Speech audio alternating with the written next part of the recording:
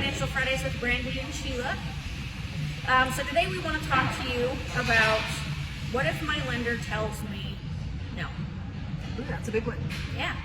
So I will kind of give you my perspective as a real estate agent and how I advise my clients, and then Brandy, as a lender, can tell you what she does. Okay.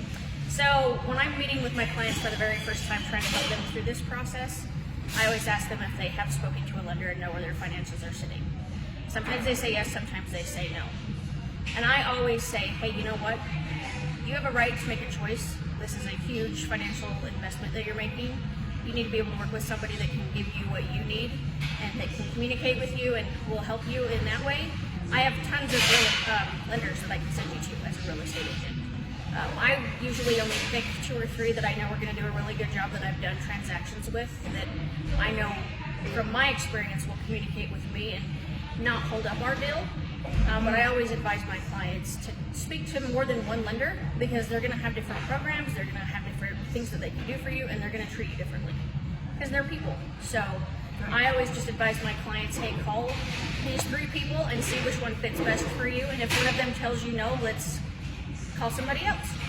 So we just had that experience. Yep. A borrower that Sheila had referred to someone else had received a no from that lender. They just weren't able to get it done because each lender kind of has their own rules and can have overlays that can happen.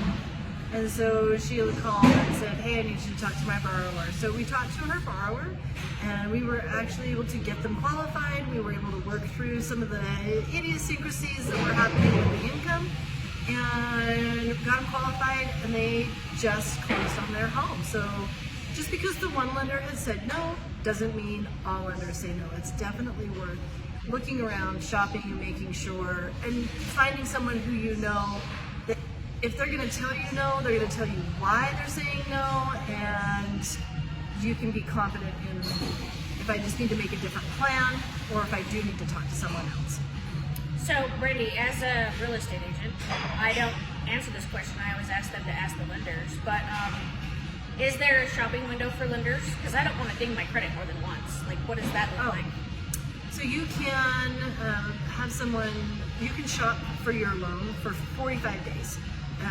I will, each lender is going to hard pull your credit. It is going to show as a hard inquiry on your credit, but once the first one pulls, each subsequent time that you do it, it's a small ding, but it's not a crazy ding. It's not going to be a major difference. You should be, if you're a 640 with one lender, you should be maybe a 638 with the next one, because you'd be right in that same realm with each lender that you're kind of pulling from. Okay. So, Perfect. Thank you.